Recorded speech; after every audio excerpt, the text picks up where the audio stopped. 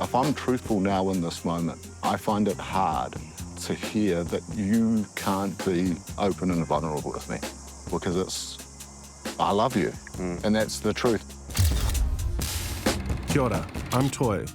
A few years ago, I put on 80 kgs in 6 months. It was the sickest I've been physically and mentally. Then I met Pab, personal trainer, nature lover, free spirit, and wild beast. In just a year, he helped me drop 50 kgs. I was looking more like my handsome self on the outside, but on the inside, I was still fucked. I was only focusing on my taha tinana and neglecting the other 3 taha. So now, Pab and I are connecting with a bunch of kaupapa to figure out what guys like us can do to look after all aspects of our haora and truly become all goods.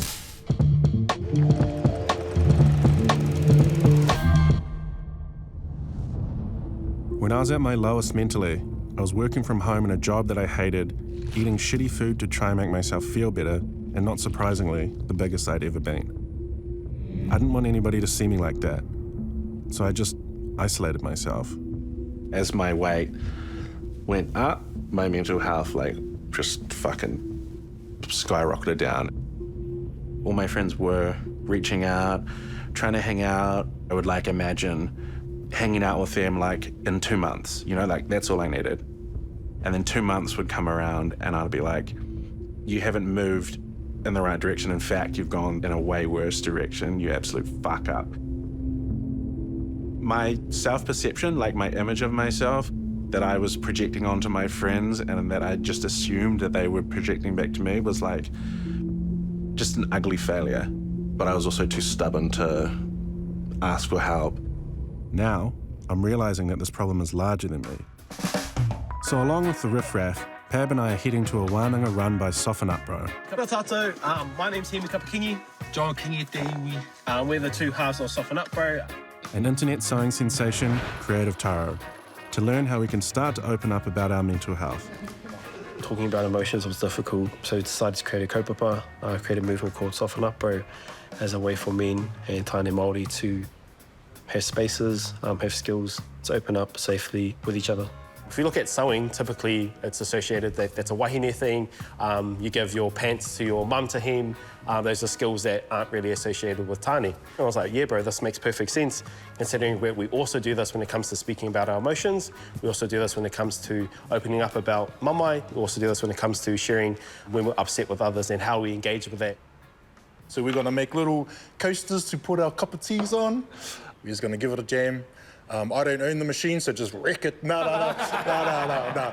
Just go hard. I thrifted my first sewing machine and I went down a rabbit hole and I just studied and I realized that lots of clothes were going to waste, so I started to upcycle and then I started making hats and I started making clothes. Make sure you use your sewing machine. In the process of making garments, I realized that there was something really therapeutic about this, and now I'm hoping to kind of share my passion and, I guess, sewing with others. So there's a little handle on the inside of the machine, and we're just gonna switch it down. So yeah, when you're ready, and what that does is, Isn't that what we're supposed to do? Isn't that what we're supposed to do? What makes being vulnerable so challenging for tāne? As tāne, we're meant to be the strong ones for our whānau, the po of our whānau, and, showing weakness, especially maybe to wahine or younger ones in your whānau, is showing them maybe that not everything's okay. And you don't want them to see that because you don't want them to worry about you. For me, personally, I just feel like I don't want to load up my friends with my problems, Because if I don't know how to deal with them, I think a lot of it to do with safety, right? Your safety and trust. I think, they both coincide with each other. To feel vulnerable and first, you have to feel safe. That's another thing as well. When you tell somebody something, you're like, I'm just handing you this sick-ass knife that you could stick in my back, anytime you want. It's don't want to drop the knife on someone. It's fuck, I'd rather hold someone's knife than go to someone's funeral. I think I didn't ask for help because I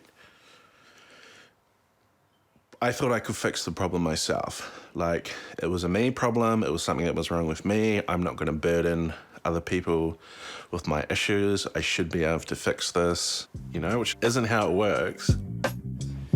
All right, and then I'm gonna go backward stitch, forward stitch, and I'm just gonna follow along there. And you can hear my, because my machine's old and it's Swiss made. It's basically the Ferrari of sewing machines, cuzzies.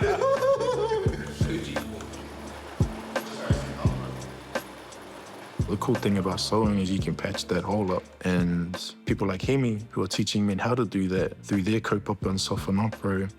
So there's like definitely some synergies around that. Nothing is not like totally unrepairable. Yeah, we might split your pants every now and then doing something, but you can actually put that back together. Sure, it won't be the same, but we can still get use out of that if we fix it, you know, stitch by stitch, whether you want to liken that to step by step.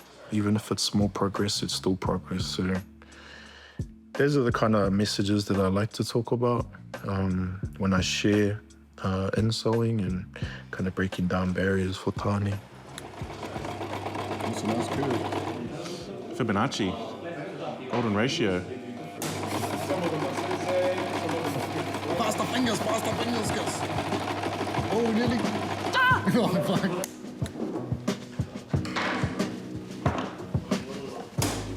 I can go home and be proud of this, like, you know, I want to take this back to ours where I'm from, like, just brag to my nan about it, like, I did that, nan, like, you know, so thank you for, like, creating a safe space. Just as a reminder, these discussions don't end here. Hopefully these coasters can be conversation starters at home about how they were made, where they were made, and what took place the time they were being made as well. So that's really our challenge and our prospect for anyone that comes into these types of kaupapas. Like, we don't just go to the retreats of mental health in the space, then hoki atu ki te kāinga, and we don't do anything about it. So really it's just to implore you guys to continue being the good men that you are, the safe men that you are, and inspire others to be the same.